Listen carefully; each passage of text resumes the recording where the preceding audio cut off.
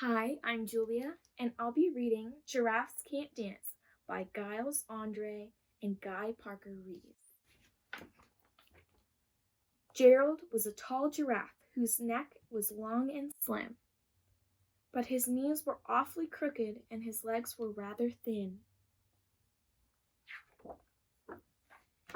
He was very good at standing still and munching shoots off trees, but when he tried to run around, he buckled at the knees.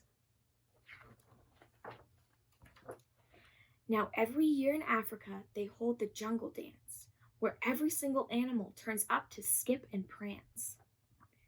And this year when the day arrived, poor Gerald felt so sad, because when it came to dancing, he was really very bad.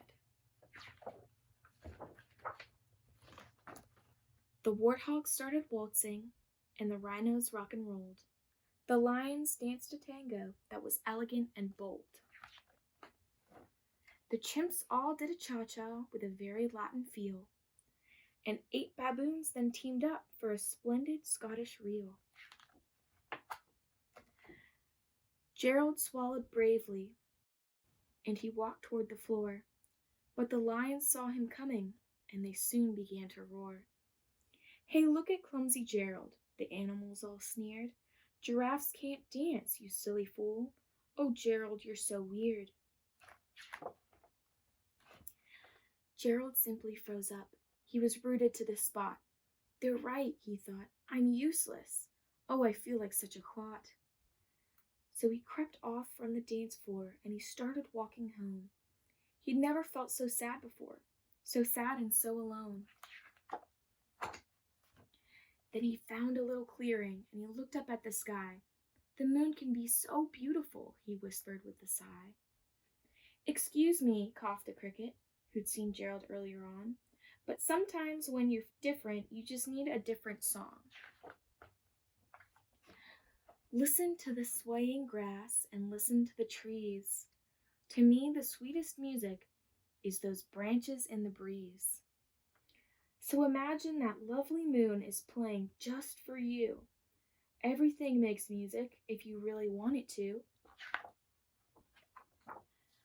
With that, the cricket smiled and picked up his violin. Then Gerald felt his body do the most amazing thing. His hoofs had started shuffling, making circles on the ground.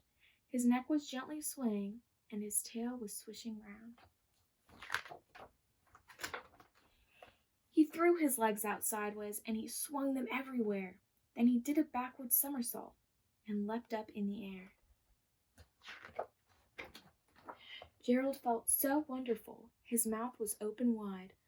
"I am dancing. Yes, I'm dancing. I'm dancing," Gerald cried.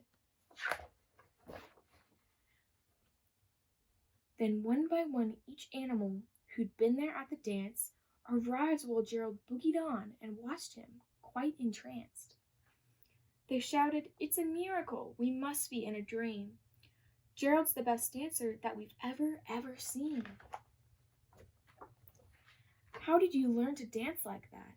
Please, Gerald, tell us how." But Gerald simply twirled around and finished with a bow. Then he raised his head and looked up at the moon and stars above. "We all can dance," he said, "when we find music that we love." The end. Thank you.